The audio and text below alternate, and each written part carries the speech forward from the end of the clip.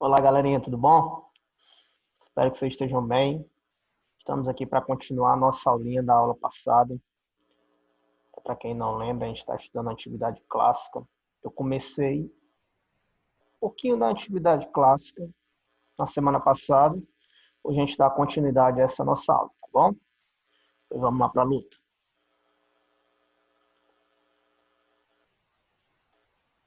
Nosso quadro branco, vocês já estão se acostumando. Bonitinho aí, ó. Antiguidade Clássica. Show? E aí? Galera, eu falei para vocês que a antiguidade é porque estamos estudando um período da história chamado Idade Antiga. E clássica porque esses capítulos vão trabalhar duas civilizações, os chamados clássicos da história. Quais são, professor? Você já sabe, já. O primeiro são os gregos e a segunda civilização clássica são os romanos. Então tá aí os clássicos. Grécia Antiga, Roma Antiga. E aí, na aula passada a gente começou a ver a Grécia Antiga. Só para revisar, eu dividi a Grécia Antiga em 4 fases. A primeira fase, o chamado período homérico. A segunda fase, o chamado período arcaico. A terceira fase, temos o chamado período clássico. E a quarta e última fase, o período chamado helenístico, ou helenismo, tanto que. Tá bom? Então, tá aí as 4 fases da chamada Grécia Antiga. Na aula passada, a gente já conseguiu ver o período homérico. Então, ok no período homérico. Hoje, a nossa missão é ver o que aconteceu de importante no chamado período arcaico.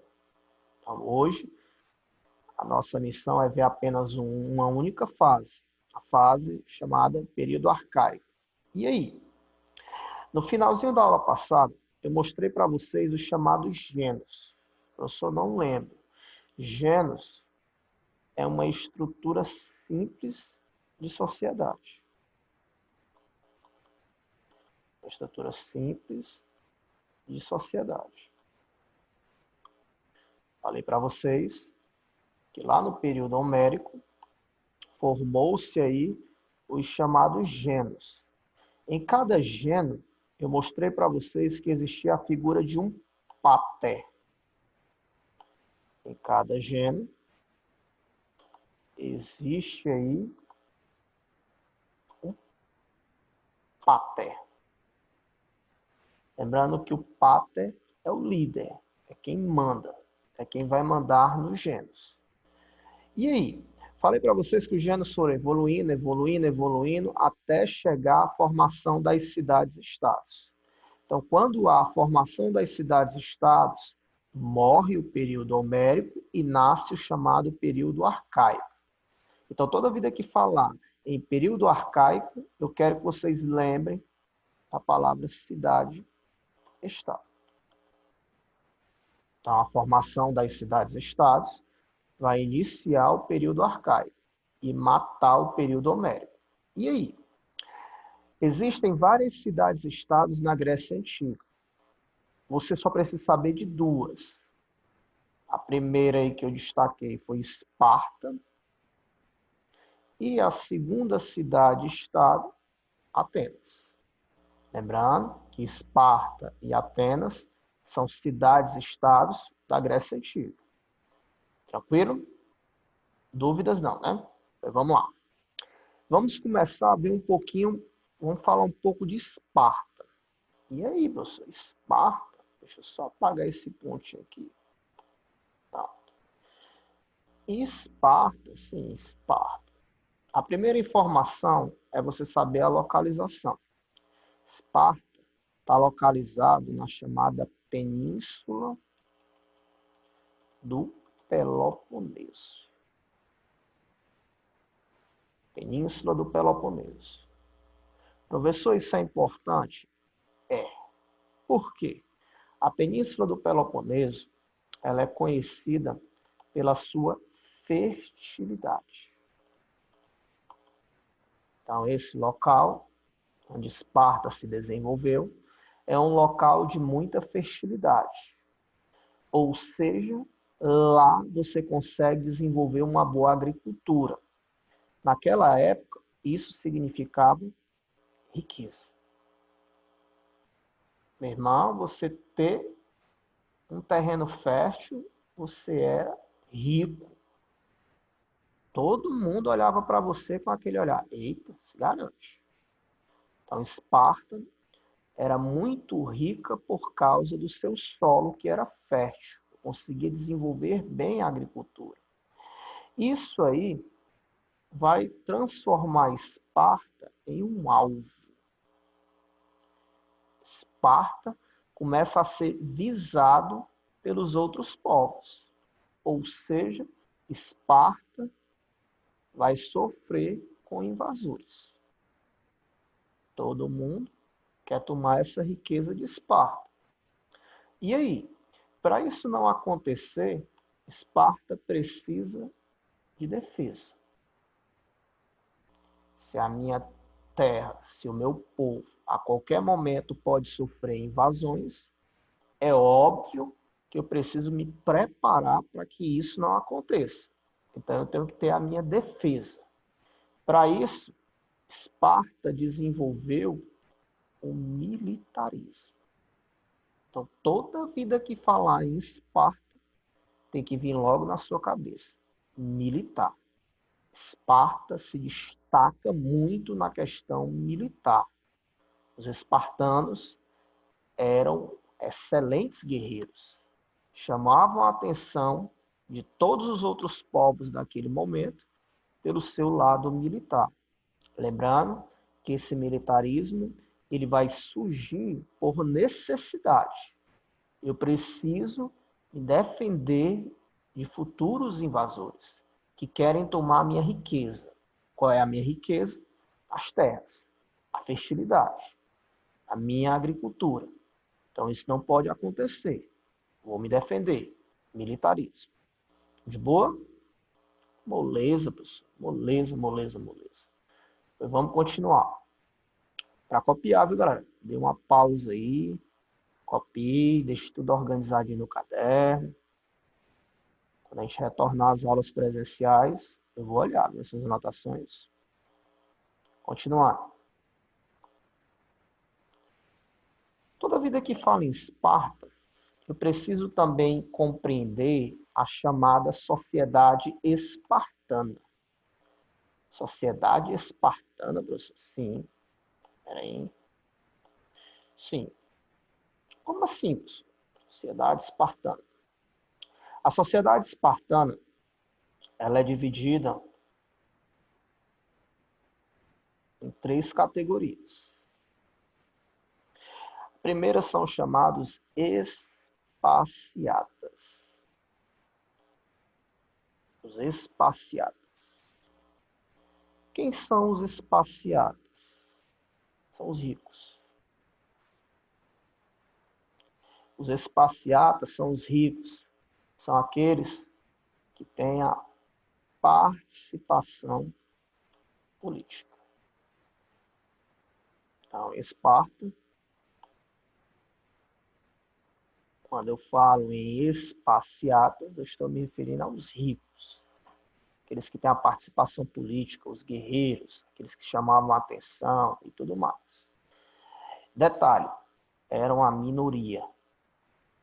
Vou colocar aqui, para você não esquecer.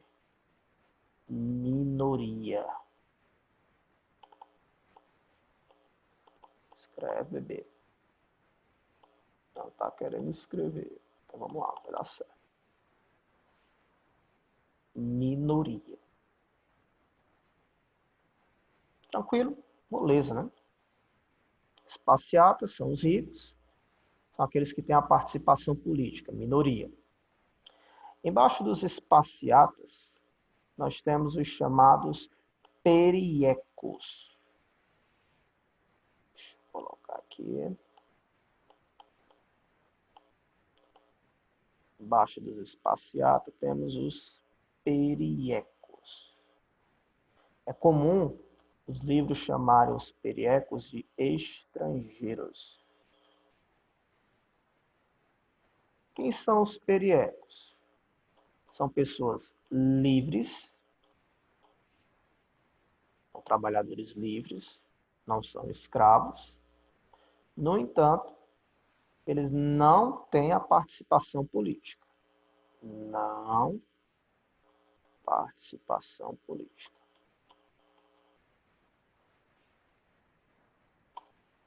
Tranquilo, né?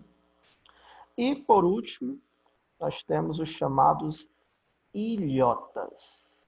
Você pode ver escrito dessa forma ou com H, tanto faz. Ilhotas.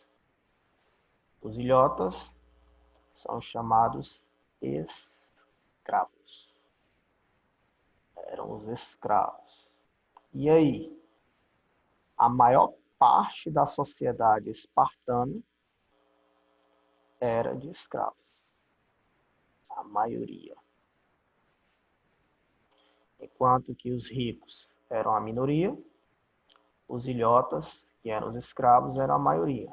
Lembrando que a principal forma de conseguir ilhotas era justamente por guerra, eram os prisioneiros de guerra.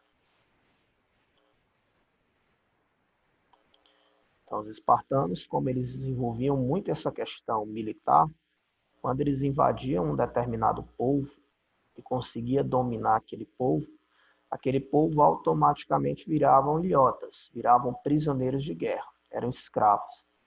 Por isso que a sociedade espartana, a maior parte dela é formada justamente por escravos.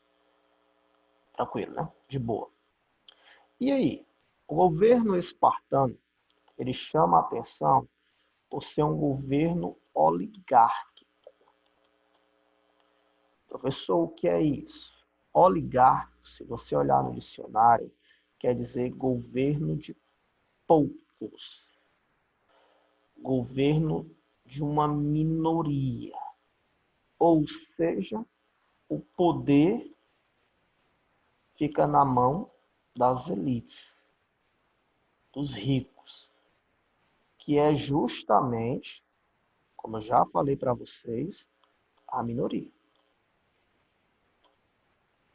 Lembrando que quem tem esse poder, a galera que tem esse poder, eram os chamados espaciatas. Logo, quando eu tenho aí um governo oligárquico, isso significa que eu tenho uma palavra exclusão. Ou seja, eu vou excluir a maior parte da população do governo. Não vou aceitar a participação da maior parte da população no governo. E isso era Esparta. Só isso, professor? Só. Quero que você saiba isso. Vamos adiante. Vamos lá. A segunda cidade-estado é justamente Atenas. Atenas está localizado na chamada Península Balcânica. A Península Balcânica, local onde se desenvolve a cidade-estado de Atenas, tem um problema. Qual é o problema? A pouca fertilidade. Eu sou diferente de Esparta, né? Pois é. Esparta tinha muita fertilidade, porque era lá na península do Peloponeso.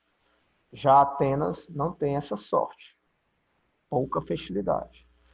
Por causa dessa pouca fertilidade, os atenienses eles vão precisar desenvolver uma solução para sobreviver.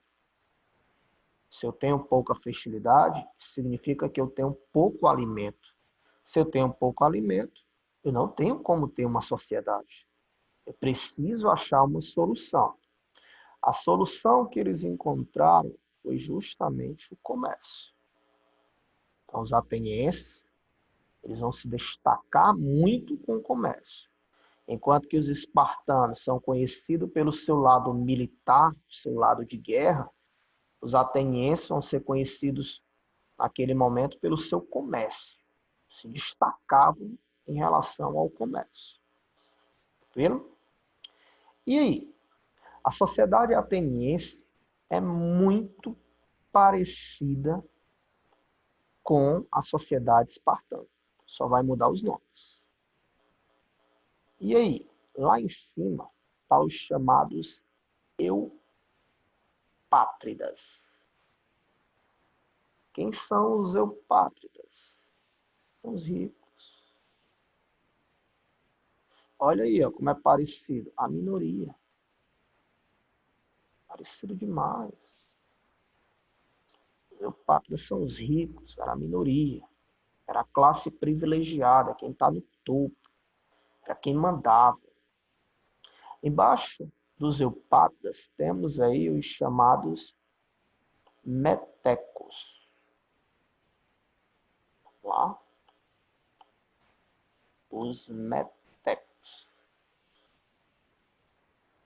Metecos é comum aparecer nos livros dos estrangeiros, ou seja, eram os livres, mas que não tinham participação política. Não participação política. Eram os periecos lá. A mesma cor dos periecos lá em Esparta. E por último nós temos os escravos. Lá eram chamados de escravos mesmo. Em Esparta eram os ilhotas, aqui realmente eram os escravos. Lembrando que os escravos, assim como em Esparta, era a maioria, e a principal forma de conseguir esses escravos eram por meio de guerra. Os prisioneiros de guerra. Há outras formas de conseguir esses escravos? Sim, por meio da dívida. Você está me devendo, não tem condição de pagar, você acaba virando escravo. Uma outra forma é eu comprar escravos. Existiam comerciantes de escravos e aí eu poderia comprar. Mas a principal forma, naquele momento, de se obter escravos eram por meio de guerra, os prisioneiros de guerra. A palavra-chave de Atenas. Toda vida que eu falar em Esparta, você lembra de militarismo. Toda vida que eu falar em Atenas, você vai ter que lembrar da palavra democracia. Não pode esquecer disso aqui. Falou em Atenas, falou em democracia. O cara que criou a democracia foi um cara chamado Clístenes. Clístenes, ele é o pai da democracia. Ele é o responsável por criar a democracia. Professor, o que é que significa democracia? Cracia quer dizer poder, demo, povo. Então, se a gente for colocar aqui para o nosso português, o poder do povo. O poder, ele é do povo. Quem manda é o povo. Mas será que isso realmente vai acontecer em Atenas? Será? Vamos ver.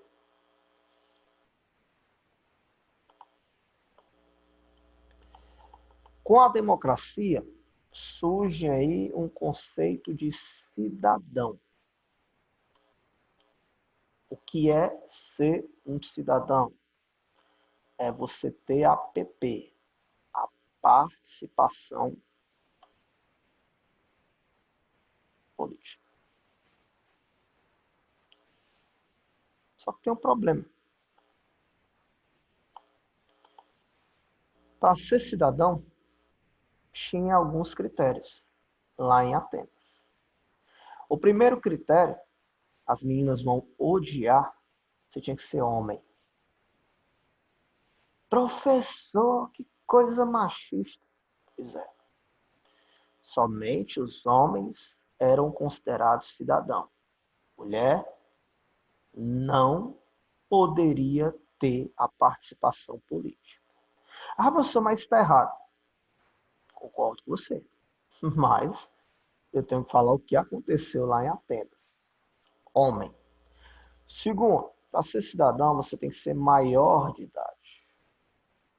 Ou seja, 21 anos. Não é 18 não, hein? 21 anos naquela época. Maior de idade. E, além de ser homem, maior de idade, você tem que ser filho de pai e mãe ateniense. Esses são os critérios. Ser homem, maior de idade, filho de pai e mãe ateniense. Professor, eu sou homem, sou maior de idade, mas o meu pai não é ateniense. Você não pode ser cidadão. Tem aí essas 3 exigências. Homem, maior de idade, filho de pai e mãe ateniense. Isso tem cheiro, hein? Cheiro de prova. Cuidado. O que é que acontece? Clístenes, além de criar a democracia, ele também criou o ostracismo. O que é o ostracismo? Era uma lei. Criado também por Clístenes. E aí, qual é o objetivo do ostracismo? O objetivo do ostracismo é justamente defender a democracia. Como assim, professor? Defender a democracia. O ostracismo é uma lei que estabelece que toda e qualquer pessoa que for um risco à democracia será expulsa de Atenas por um intervalo de 10 anos. Então, se você representar um perigo para a democracia, você era enquadrado na lei do ostracismo. Então, você era expulso da cidade-estado de Atenas por um intervalo de 10 anos. Tranquilo? Pessoal, obrigado pela atenção. Por hoje é só. A próxima aula a gente continua vendo aí o período clássico da Grécia Antiga. Tchau, tchau. Beijo no coração de vocês. Fique com Deus.